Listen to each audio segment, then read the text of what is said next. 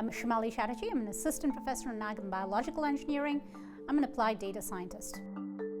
The Internet of Small Things is this Internet of network devices. So in this context, I'm thinking of IoT and computer vision, but all of this being done on miniaturized computers.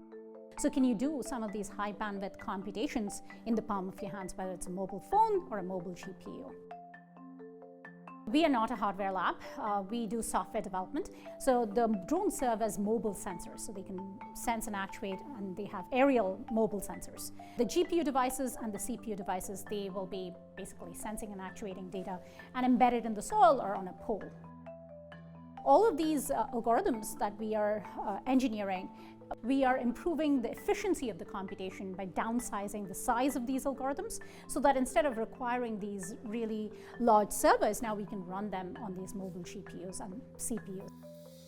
One big thing is sustainability, right? So if you can think of the computation being done with lesser energy costs, being done in a way that you don't need to have these huge amounts of redundancy in computation, that would enable getting a lot of these data to decisions in a short manner and in an energy efficient manner.